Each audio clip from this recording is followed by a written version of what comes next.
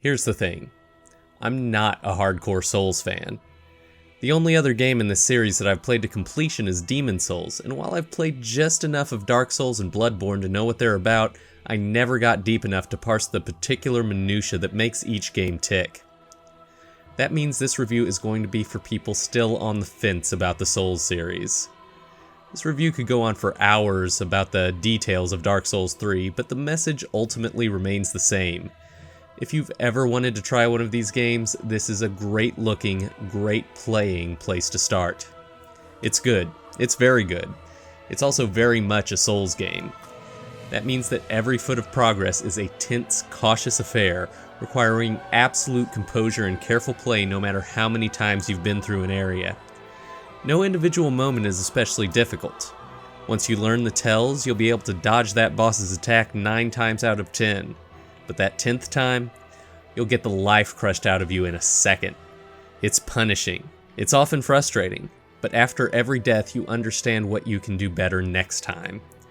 That's old news to Souls fans, and Dark Souls 3 evokes all the feelings of triumph and tragedy that have made this series so popular. I've shouted obscenities at the screen after a sudden death and thrown my fist in the air after taking down a particularly challenging boss. The controls are tight, but each swing of the sword locks you into a given animation, meaning that you have to carefully plan your strikes to avoid counterattacks. Understanding the timing of your weapons and applying that across dozens and dozens of different enemy types is the core of Dark Souls 3, and it's immensely satisfying to do so. Like I said at the top of the review, my Souls experience is minimal, but there are a few unique elements that differentiate this third entry. Here, each wieldable item has a skill associated with it, whether it's a sword, shield, or casting item. Most shields offer a parry or bash skill like they would in previous games, but if you choose to put magic or a weapon in your left hand, there's a far greater variety of options. A war axe lets you cry out and get a temporary attack boosting buff.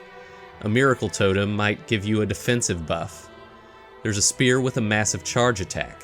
These skills all consume both stamina, which quickly regenerates as is par for the Souls course, and focus, which is essentially a mana pool, something the series hasn't had since Demon Souls. You can now choose to allot your Estus Flask uses between healing and focus restoration. Like Dark Souls 2, you can get more uses of the flask by finding shards throughout the game, but now you're forced to consider how much Estus you want to devote to healing and how much toward focus recovery. You can change that allotment at any time, but it adds a major consideration when you're tackling certain areas, as a specific skill or certain type of magic might be more important to survival than a healing item.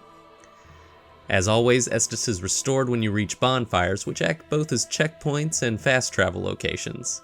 They also feel oddly generous. Make no mistake here, I died a lot in this game, but it feels like there's less space between checkpoints this time around, and it's typically only taken me a handful of attempts to locate either the next bonfire or the next boss. There are exceptions though, as there were certainly levels that were absolute nightmares. Turning the corner to find the next bonfire often felt like a divine gift. The progression is fairly linear, with the exception of one Y junction that splits off into multiple paths that each hit dead ends hours down the line, where you can only progress once you've followed both paths to their conclusion. The areas themselves are almost all massively open and loop in on themselves to reveal secret areas and alternate paths, but there tends to be a choke point at each bonfire. And aside from the one branch, the overall progression is in a mostly straight line. I ran into absolutely no major technical issues on PC. Granted, my review rig is a beast with a 980 Ti, 16 gigs of RAM, and an i7 4790, but it was a rock-solid experience, with non-stop 60 frames per second on max settings and 0 crashes or freezes. One specific late-game area brought the frame rate down to 30, but it was the only instance of slowdown, and there was very little effect on gameplay.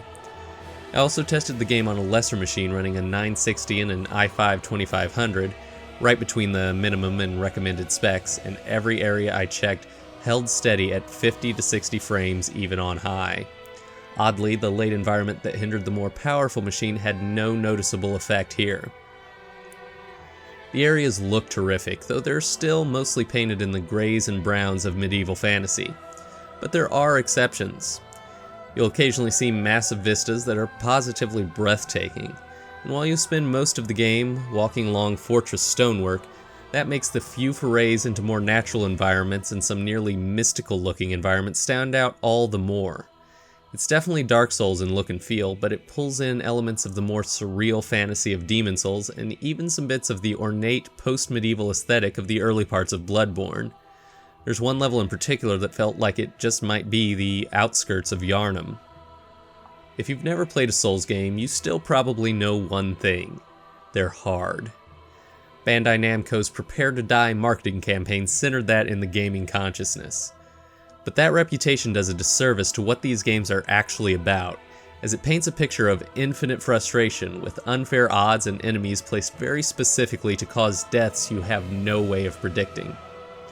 You will certainly die many times in Dark Souls, but after each death you will understand exactly what you can do better next time. It might be the order in which to take down a group of enemies. It might be which attack leaves a particular foe open to counters. It might be whether to block or dodge a given attack. Sometimes you'll immediately get every facet of a given encounter. Sometimes it will take a dozen tries before you hit on the right strategy. The incredible thing about Dark Souls is that no matter how frustrated you get, it still feels like you're always on the verge of a breakthrough. Beating that boss is just one more well-timed dodge away, and every victory feels not like a lucky break against impossible odds, but a hard-won fight you've spent the whole game training for. Is Dark Souls 3 great? Yes. Is it better than its predecessors? That's a debate that Souls fans are going to be having for years to come. Everything the previous games did well, this game does well, and the differentiator will be the game with the most varied character options and unique environments.